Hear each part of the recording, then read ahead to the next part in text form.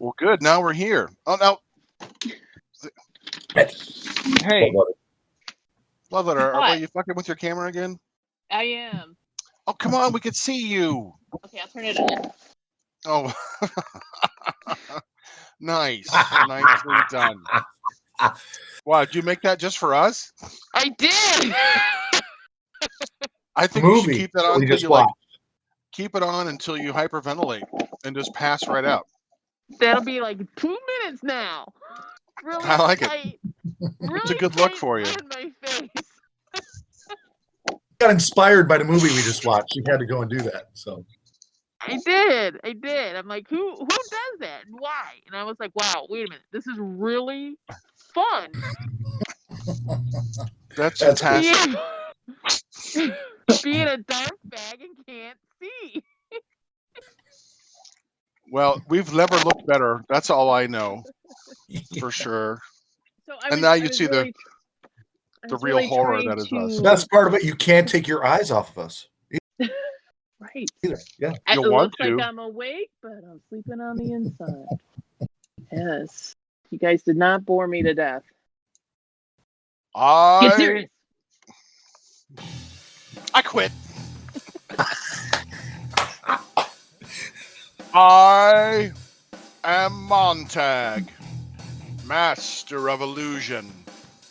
What goes up must come down, but not always. Hey, I'm Chop Top for Heavy Metal Horror, and stay tuned because it is heavy. And Bloodletter, the letter of blood. I am the host of horrors. And you are listening to Heavy Metal Horror. Oh, welcome, kiddies. Tonight's race, I won't tell you it's good because it's not. It's complete shit is what it is.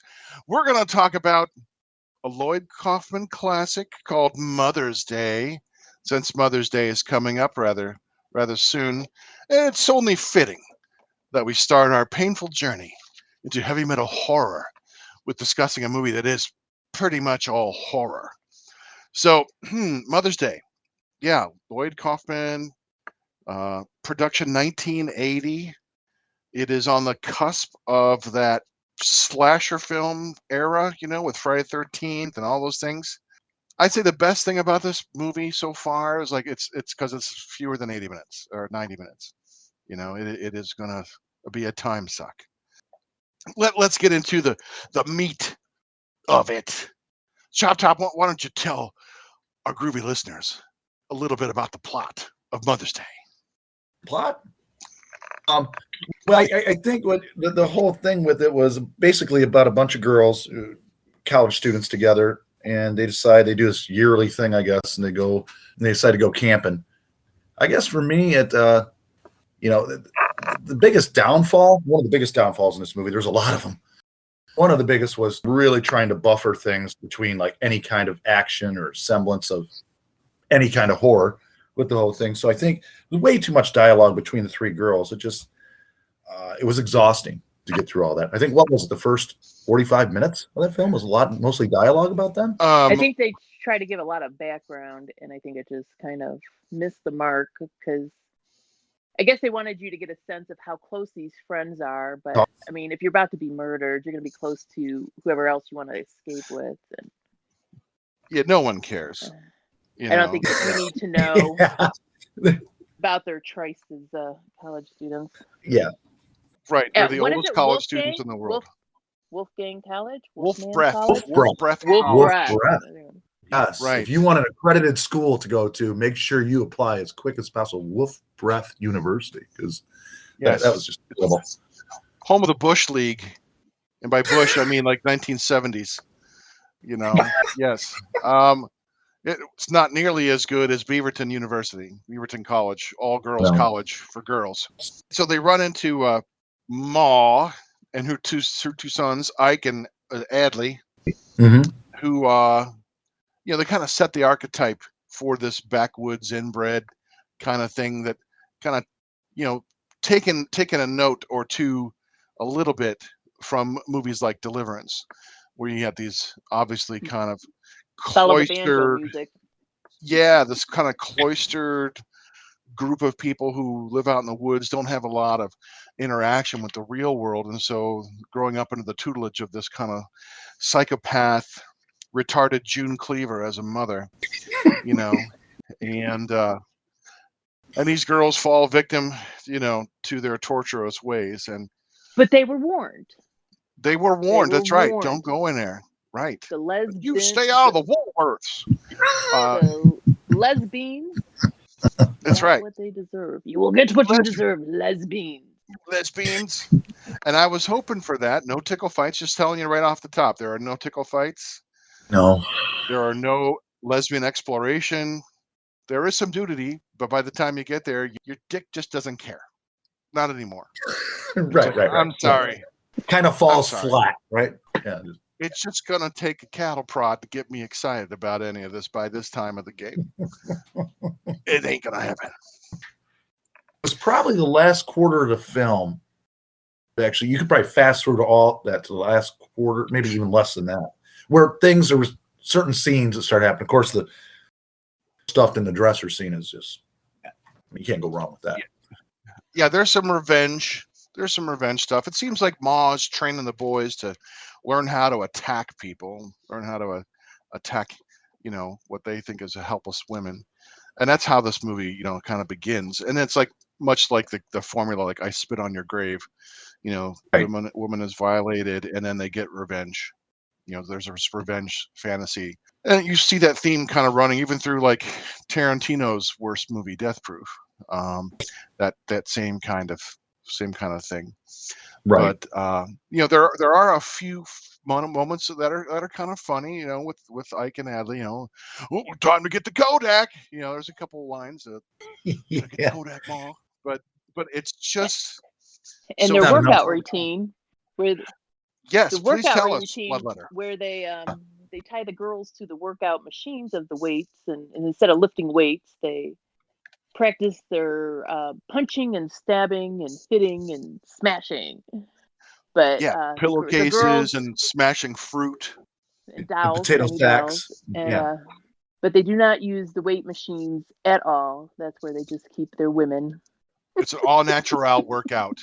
Everybody's got I was their just own thinking, workout. my God. Okay, just saying, everybody's got their own workout. Yeah, and there are several muscle magazines laid out throughout the movie. You can catch them in the beds. I noticed that you were touching yourself during those scenes of the muscle magazine's Bloodletter. Hands up! Hands up! Hands up! Fake hands above the table. I'm jerking off right now. Yeah. I say I get my exercise every night. That's right. You should see my other bicep. It's huge. Definitely right hand.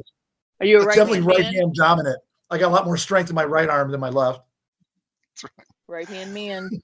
Yeah. See, here's my right forearm, and here's my left. You can see the size difference. See a chop top disappeared. All right. Well, he got too excited. He had to go. He did.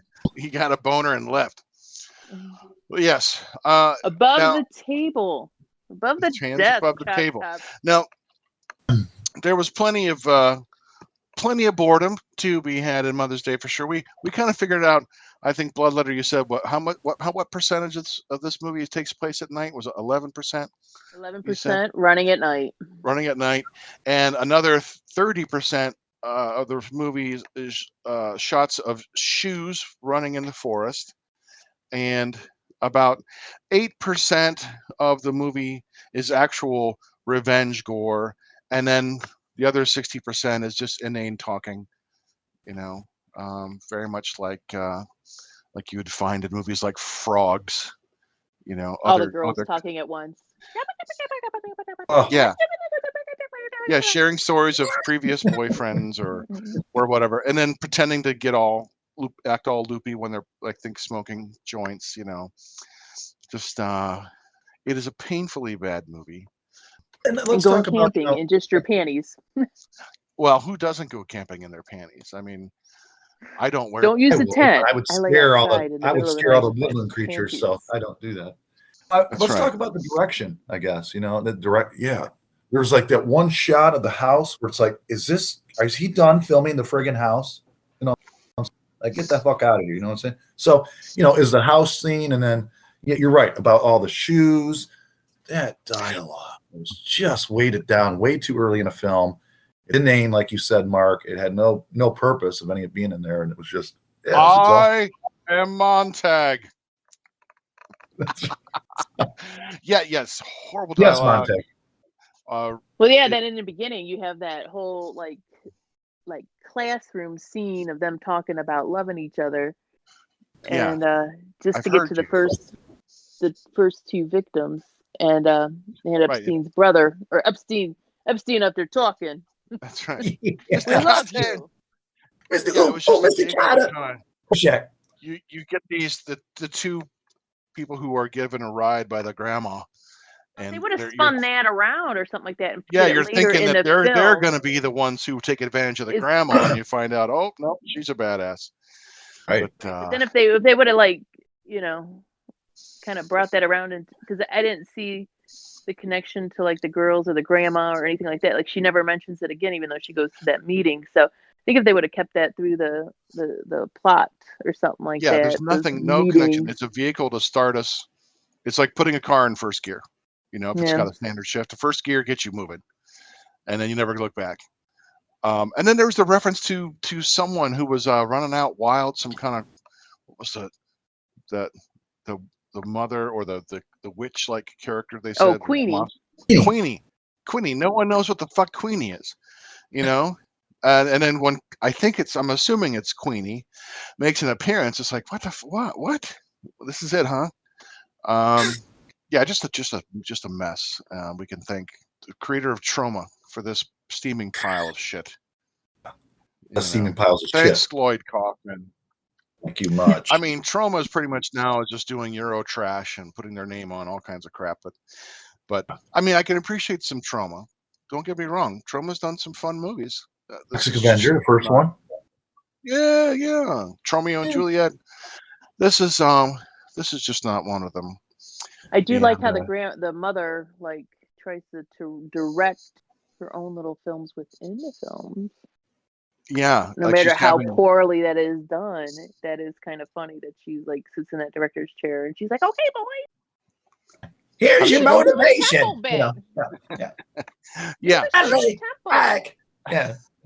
Oh, I know that. I don't want to do the Shirley Temple. Yeah. I get the Kodak. I get the Kodak mark. But it's just so little humor. That's a stellar impersonation there, Chop Top. Well, thank you, Bloodletter. I think the biggest thing for me is I bet you those actors, everyone in that film and crew, but the crew probably never got another job for that film. Maybe in one of Montag's films. Maybe. Oh, not mine. I'm way too picky for that. Maybe in a Cyclops film. It's coming soon, a discussion of Monster of Party Beach.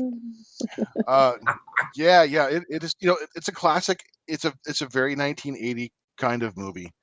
It has that feel. You still have the cusp on the late 70s, and it hasn't really, the formula of this whole slasher thing really hasn't been developed and established yet. So there's just a lot of talking, and the last 15 minutes are relatively good, but it takes a long fucking time to get there. So I'm gonna give this on a 1 to 4 blood drops. I'm gonna give it a half a blood drop and 2 limp dicks. How about you, Chop Tap? I think I'll concur with you on that. I think instead of just the half a blood drop, I'll give no blood drops and 3 limp dicks. And how about you, Bloodletter? How many dicks will you be giving? Well, I think I could give a couple because I do like the scene where they're in the middle of the football field and the guy's doing push-ups before he's about to get lucky. That was kind of exciting. Yeah. I'm like, so was it a semi-chub? Was you call that one semi-chub? Great, not a curve. Okay, you got a one yeah. semi-chub and how many blood drops? I do kind of enjoy this movie. Like, I know it is a little too long in the beginning, but I'm gonna give it a blood drop and a half, I think. All right. Very nicely done. Yeah. Excellent. But All right. it's Well, making me fellow- raise the bar on my men. Like, you know, No, you I shouldn't need do you that. 5 push-ups before you jump on this. Well, I'm going to work up to that for later on. Okay. 5, just need 5, man. I'll bust it out. I think with my gut will keep me pretty much on the floor like a turtle. So I'll just have to just do about 2-3 inches. That's You can get enough. it. I Like can get little it. bunny hops. That's right. It's time to get some action. 5 bunny hops.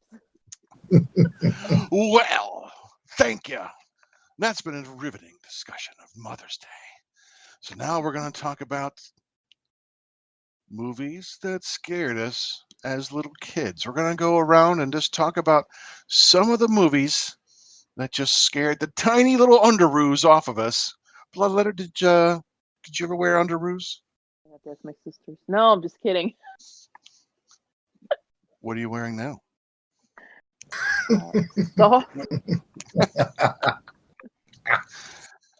well, why don't you start telling us? My first, the one that scared me the most was Squirm, and that's the one about the electrical storm goes out, and there are tiny worms, a ton of tiny worms with fangs that burrow underneath your skin. And the scene that got me the most is the shower scene. It's always a shower scene that, you know, like really messes you up as a kid to make you become like the stinkiest, dirtiest kid ever, because you don't want to go in the shower. And so every time I was forced to go, I'd always have to stare at the shower head to look for the worms. So it was horrible for like 2 or 3 months afterwards. Like my parents were like, "Don't watch that movie." And as soon as they left, you know, what do? I'm going to turn on that movie. They told me not to watch it. Right on, you know. Because my dad's a musician, and he played out on Saturday nights, and I'm like, "Oh, let's watch this movie." My dad was very influential in my horror movie upbringing, and my mom's like, "Don't you watch it? You're gonna get scared." She laughed. I was like, "Bam! Come on, turn it on." You know, styles, because we didn't have the remote at the time. And what is it, like 1983? Maybe, I think that movie came out. It was early 80s, yeah. Let me look it up. 1980? Yeah.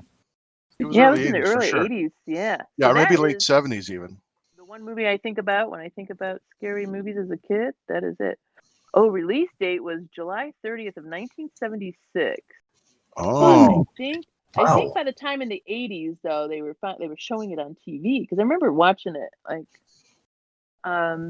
Channel 43 or something like that back in the 80s, and I was old enough at that time. Oh, and guess who's the director? Jeff Lieberman. Nice.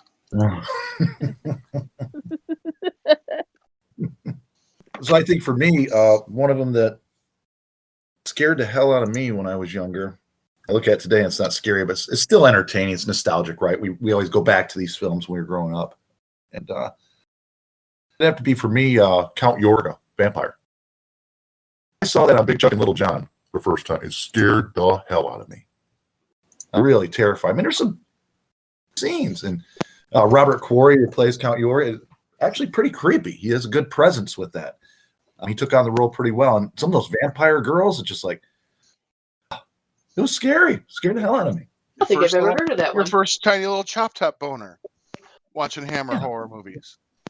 I just got a little schlub on that one, you know. That's right. Oh yeah, nothing better. It's where you see your first blood on TV and your first boobies, first cleavage. Nothing like Hammer. Hammer is the first movie that scared me. I mean, I grew up watching all kinds of scary stuff. I think probably, you know, like Kolchak the Night Stalker, you know, great shows like that, and the Night Gallery always just scared the shit out of me as a kid. But the first movie I remember, it was The Horror of Dracula. That is the first time I remember being truly terrified. There's a scene where Harker is in the middle of the living room, and he looks up, and Dracula kind of is at the top of the stairs and sees him, and he starts coming down. And I knew in my brain, fuck, here's Dracula, and he's going to kill this guy. And I felt Harker's terror. The music builds, and you see a look in his eyes, and then the camera kind of goes dark. But in my mind, I completed it. So from the age 4 on, I was just terrified. Oh yeah. Good choice. Yeah, that's Yeah. a very. Christopher Lee had such an intimidating presence, anyways, and that is one of the most memorable scenes. I mean, he's descending down there, and it's just like, oh boy, you know. It was, yeah. Oh, I agree. Bloodletter, do you have another one that terrified you as a kid? My dad always showed us the Halloween, the Nice. Halloween ones too. So that always kind of made me nervous when we would go and hang out in the woods and stuff. But yeah, that's about. Hanging out in the woods because that's where Michael Myers was going to find you? Yeah, camping and all that stuff was always more of an adventurous after you've seen those when you were a little kid. Because, I mean, at an early age, I mean, he was, like we're 7, 8 years old, and he's showing us these movies or whatever, and you're like, as a little kid, you're like, but oh yeah, grew to love them after a while, They tend to stick with you. I like a lot of the psychological horror movies, like how they did that. They always did that really well back, I thought, in the 70s, psychological of it all and stuff like that. And so always messed with you. Nice. Chop Top, how about you? Another one for me was Wes Craven's Deadly Blessing. I look at it today and it's like, doesn't scare me at all. Some real creep elements in there. There was a tractor in the farmhouse scene or whatever, and goes on by itself kind of or whatever. Somebody was back there, presence, and mows over her husband, and nine's in it, so you can't go wrong there, right? It really terrified me. I mean, I remember I think I had some dreams or nightmares after I first watched it. Of course, I was always just, I'd sneak, and by the stairwell at her house and I'd watch until they say, Joseph, Chop Top, get to bed, kind of thing. And I think it was like, I think I've been watching stuff since, honestly, Mark, probably about since 2 years of age. Started with the, of course, we know the Godzilla movies and Superhost and all those things that we grew up with. But then, it went on from there to the Universal monsters. Then Hammer I discovered and I fell in love with it. And then, of course, it got more extreme as time rolled on. But that Wes Craven film, granted, it's not really the greatest. It's creepy elements. It's like about a succubus, incubus kind of thing and stuff. But that creeped me out. Yeah, but as a kid, though, that's the kind of stuff that sticks with you. And I'd mentioned just when I was talking about mine, Kolchak, and that's what I'm going to talk about now. Kolchak the Night Stalker. And watching, I was about 7 years old when that came on, and I had been watching horror for years.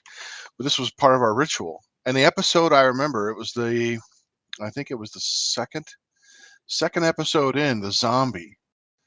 And the scene where Kolchak's getting ready to dispatch the zombie in the middle of this, spoiler alert, on this auto junkyard. And he has to pour salt in the zombie's mouth and then sew the zombie's lips shut while these white candles burn around it. I remember being glued to the TV, and he poured the salt in the zombie's mouth, and he's getting ready to put that needle into his lip, and then the zombie opens his eyes. And I remember the whole family, we just screamed in terror. Terrifying episode. Oh my God. I watched that episode now, and I still remember like screaming, wondering, why isn't there enough pizza rolls? Just terrifying, that show. And I love watching Kolchak because of those moments, because when I was a kid watching it, being scared, but that episode in particular was one that just kind of rocked my boat, and still does. I just enjoy it so much. And last round, back to Bloodletter. I don't really know what else. I just always remember Squirm was like the. All right. I hate snakes, worms. So I mean, that did it. So if you're sending things to us to Bloodletter, she prefers worms with fangs. How about you, Chop Top? Do you have a third on the list? I think, it's one that terrified me even when I was younger and still sticks with me today. Salem's Lot. Mm-hmm. Look at the vampire, Tobe Hooper's direction in it. actual genuinely chilling moments, and it bothers me. I mean, the caretaker, the graveyard, he's in there and teacher, right, and he looks up and his eyes are, and or the scratching at the wind. I mean, that movie. Unfortunately, I hear they're going to redo it. Big again. They've done it once with Rob Lowe. They're going. Oh, that was awful. That was horrible. It was ungood. They're going to do it again. Another unnecessary remake. I have to say, Mark, that still sticks to me as one of the scariest for me, even to this day. Yeah. Oh, it's a creepy movie. It's good, and we've discussed that before on the other podcast on Unsane Radio, and same thing with Midnight Gadfly. That scene where his friend comes, taps at the window, and like just the look of it. I mean, the vampire is very Nosferatu, very classic, right? Very creepy, Yeah, and I think it is well worth the time, and it has that 70s sensibilities as it came out late 70s, and there is a pacing to it that is deliberate, but I don't mind that if it's done well. If it was just slow like Mother's Day, that's one thing, but when it sets up the plot and it kind of pushes in a deliberate pace, which we see in other movies like Unbreakable, Signs, the M. Night Shyamalan, some of his better movies, there's a purposeful pacing, then that makes all the difference in the world. And you see that like in Salem's Lot. Creep moments just sticks with you, man. Tons of them. Yeah. And I think I'm gonna bring it back to another classic monster and stay within the Hammer range. The other monster that Hammer has done so well with that still gives me the heebie-jeebies. It's another Christopher Lee great. It's The Mummy, 1957, I believe. Great choice. Jesus Christ. The Mummy just scares the shit out of me, especially when you see him coming out of the swamp. His arms are all bound. He's like struggling to get out of the swamp, and he's just covered in that, that swamp water. He just looks horrific, and throughout the movie, just terrifying. Because part of it is the supernatural element of the mummy knows where you live, wherever you are, because he's sent on a mission to go kill the guy who's like in the insane asylum. Like he just knows that's where the guy is. He has to break the bars down and like slides in and kills him. I'm like, fuck. The mummy's just going to find out where you live. It doesn't matter how slow he is. He'll get you, and you can't kill it. Yeah, just terrifying. I think, Mark, to follow up on that also, I Christopher Lee, I'm going to say, he's the best mummy version I ever saw in history of any other mummy that's been portrayed, whether it was CG or other actors or something. I think Christopher Lee he's such a commanding performance, one of my favorite Dracula. But like you said, the mummy, yes, that whole presence, just how he carries himself was just one of his best roles. I think so. Terrifying. I think so. How about you, Bloodletter? Have you ever seen the Hammer movie version of the Mummy? I have, and I have. Just can't remember stuff. It's okay. Oh, my shame. Yes, it is shame. I know. We're going to heap on you. Now it's time for the wheel of punishment. Pain, William, the pain. The wheel of punishment. They showed a lot of those on TV, Yeah, that's how we saw them. Yeah. All right, and so where else are you going to see it? I've seen so many. In the 1970s, where else are you going to see a movie that was made in the 50s? You're not going to see it in the theater. You know, and there was no VHS. There's no cable, nothing like that. Nothing on demand. So, yeah, when it was on TV, usually shown on a horror host like Superhost or Houlihan and Big Chuck, something like that. Ohio has a lot of agree with horror hosts, especially coming out of the Cleveland area. But, yeah, that's where you saw it, man. Saturday afternoons, Friday nights, Saturday nights, that was your monster time. And I always staying up for the ghoul. I always remember staying up for that too. Oh yeah, exactly. Yeah, we'll have to do. We'll be doing episodes. We've got to do an episode on the ghoul coming up, and we'll do an episode on Hammer and all these things. I mean, there's just so much to talk about. Does anyone have anything else they want to add to our discussion before we chime off the first spectacular episode of Heavy Metal Horror? Bloodletter, go ahead. Bloodletter. Oh, I had nothing. Oh, I thought you were waving and saying yes. You have No, something. I to was say. cheering. I see that hand. Yes. Yeah, hands above. Yes, I see the hands above the table. Up. Yes, the spirit is moving in your fingers. His hands. It's time for Jazz diddling. hands. Flick the bean, flick the bean. All right, Um, heavy metal horror podcast fans, you could reach out to us at Heavy Metal Horror Podcast Fans on Facebook. That's Heavy Metal Horror Podcast Fans on Facebook. And on Instagram, you can find us at Montag Lewis. One word, MONTAGLEWIS. That's the Instagram account for Heavy Metal Horror Podcast. Better than an Egyptian feast, not seen for 4,000 years. That's right. That's right. All right. Until next time, this is Montag, Master of Illusion, and Bloodletter. we are Heavy Metal Heavy. Horror. Rawr.